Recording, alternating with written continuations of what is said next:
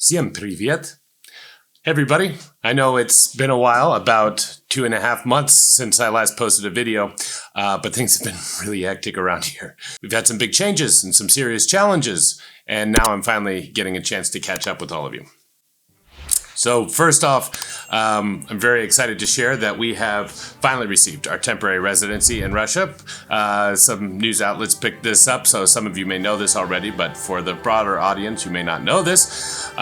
This residency allows us to stay in Russia for 3 years with all the benefits that come with residency. So we're on our way, or our path to full citizenship. So next step is permanent residency, which means that we've got to keep studying Russian. There's a new level of language proficiency that we're going to have to reach, and we also need to learn more about Russian culture and history, and so on, as we are.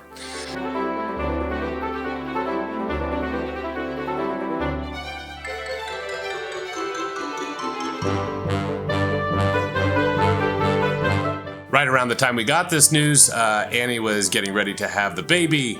We found out that her mother, Claire, and my brother-in-law, Paul, were going to be coming from Australia to come visit us and help us with the new baby and all that.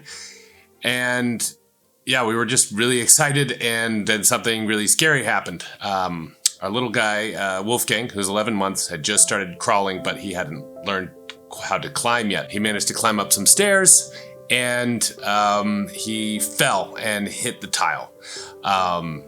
And I didn't see the fall, but I heard it from my office, and I ran out, and he stopped crying after a few seconds, and everything seemed okay at first. There were no bumps, his eyes looked fine, but after monitoring him overnight, he started vomiting, and that's when we decided to take him to the hospital. We eventually ended up at Kommunarka Hospital in Moscow, where we met an incredible team of professionals. The head of ICU, the chief neurosurgeon, they were all just amazing. A CT scan revealed that Wolfgang had a 50 milliliter hematoma in his head, which was horrifying. That's huge for an 11-month-old. The doctors were also horrified by the size of it and showed me on the scan and said that he needed immediate surgery, and within 30 minutes he was on the surgery. It was on the table. The neurosurgeon, Dr. Maxim Yurievich, was incredible and saved Wolfgang's life. He had to cut into his skull, rearrange everything correctly, and patch him back together. Annie stayed with him while he recovered, and the doctors were so pleased at how quickly Wolfgang recovered. He was in the hospital for 8 days, and at first day or two, we were very unsure how he was recovering. The doctors assured us that the surgery had gone perfectly, and after a few days, we were very clearly able to see that. Wolfgang is about to come out of NICU. I'm very excited. I've set his little bed up and just waiting for him to come through the door.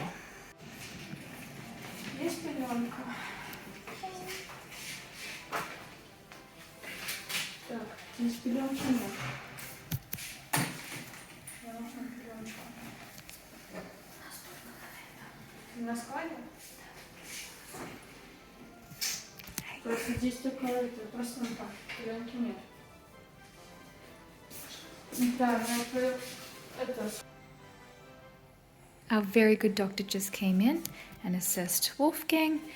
He said that he will stay in hospital probably until Monday. The head dressing will be changed tomorrow. For now, he has to keep in his central line. He still has his ECG dots on. We just took out his catheter. Poor little guy. He have all the little bruises from the IVs. His little fingers have been... Oh, he's holding my hand.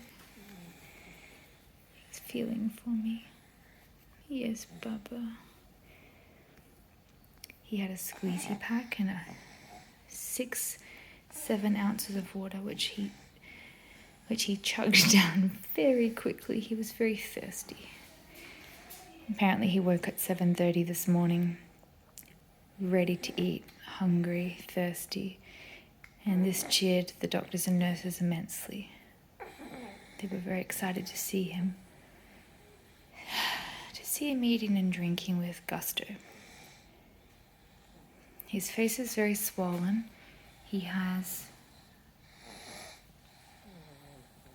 a lot of edema on this eyelid and also on this side of his face. This is where the bleeding was.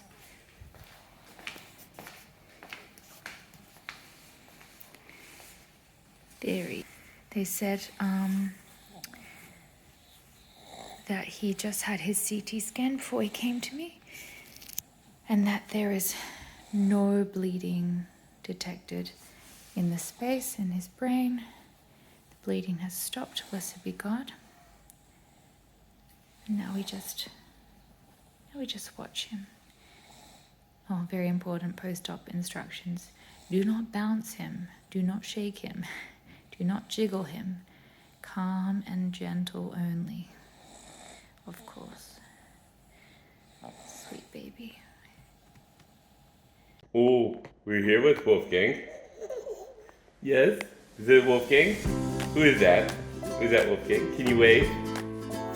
Wave! And he remembered everything. He remembered everybody. He remembered his favorite songs. He remembered his beloved Cheburashka. So during a video call with his siblings, he was laughing. He was excited. He was just learning how to stand up before the incident happened. And before you know it, just within a few days, he was standing back up in his crib. I finally brought the children to the hospital. Wolfgang was ecstatic.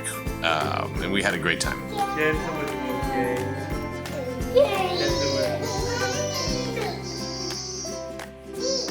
Jean-Jacques takes special care of him, doesn't he?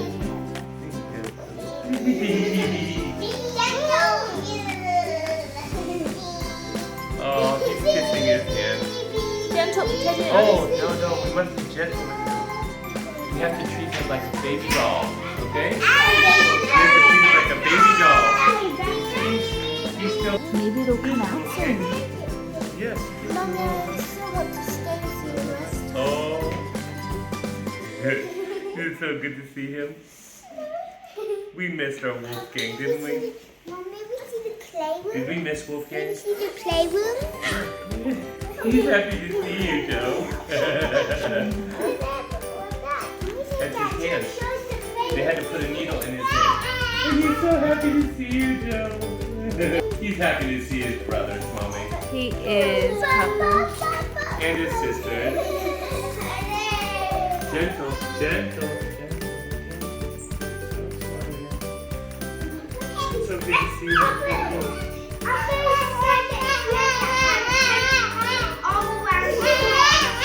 So we just don't touch the bandage. We don't want people touching his head.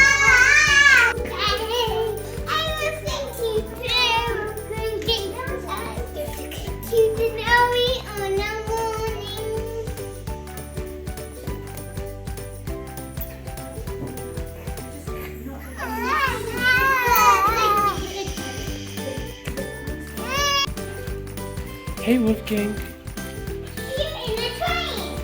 Hey.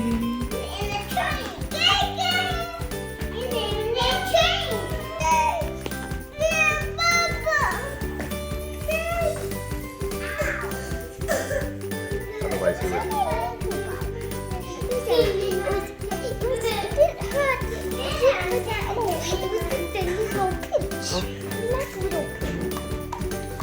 So I'm happy to say now that he is fully recovered. He's now running around the house and showing no signs that the accident slowed down his development cycle at all. So we are grateful to God, first of all, and his mother and the angels and the saints for saving Wolfgang's life.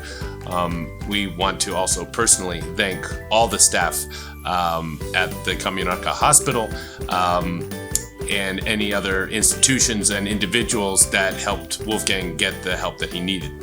A special thanks to Dr. Azovsky Dmitry Kirillovich, I'm probably butchering that name, but please forgive me. The head of the ICU and head of anesthesiology and resuscitation, Dr. Khan Ikonovna, Dr. Dmitry Dekyorov, Miss Lydia Vasilevskaya, and Miss Maria Kodakovskaya. And of course, a huge thanks to the hero of our story, neurosurgeon Dr. Maxim Yurievich. After Wolfgang's recovery, Anna returned home with him for the weekend to receive her mother and Paul. Good day. Welcome to the land up and over. How are you doing?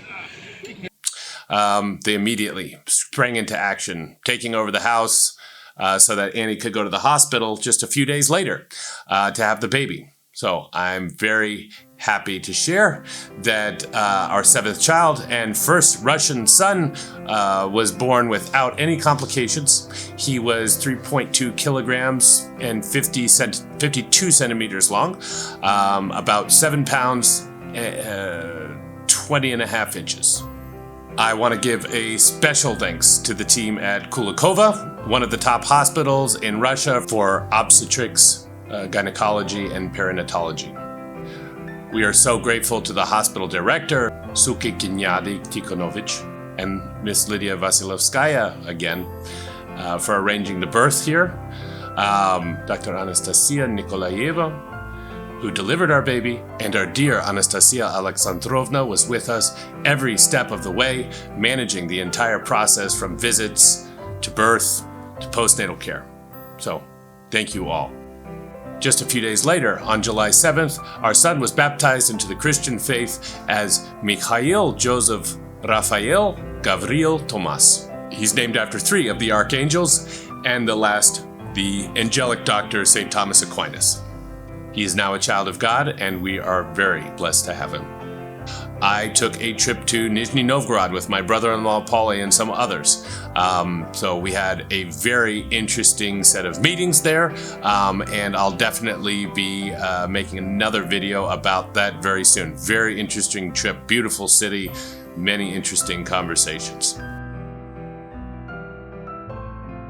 Another amazing thing happened just before I started my new job.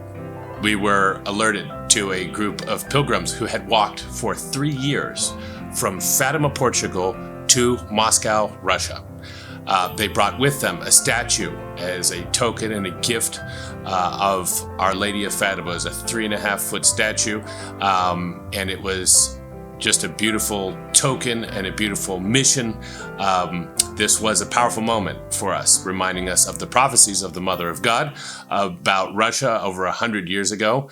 And I'm planning to make a video dedicated to that, so stay tuned for that. When we got back from Nizhny Novgorod, I almost immediately started my new job.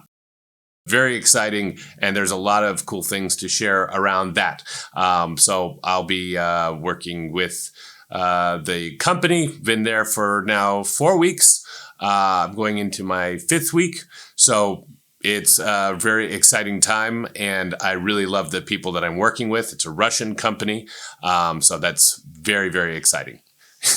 In the middle of this entire roller coaster, I thought it was something funny to point out, but Bloomberg News reached out to me pretending to be these kind of benign, as they do, these American news media reporters, asking for a call to discuss an article they were writing about me.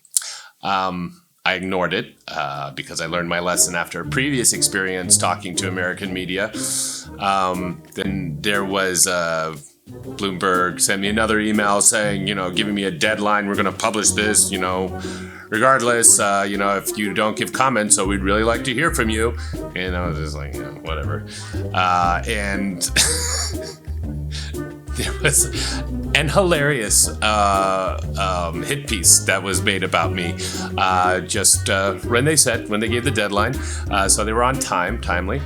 And it was a really, really funny news article. I'll put the link in the description so you can read it, but it was really, really fascinating. I am a dangerous cybersecurity employee that worked for a cybersecurity company in America called Red Hat.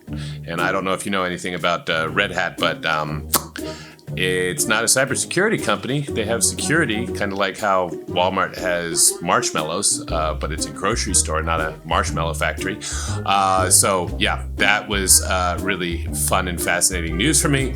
And that I'm propagandist and like I make videos of my family in Russia.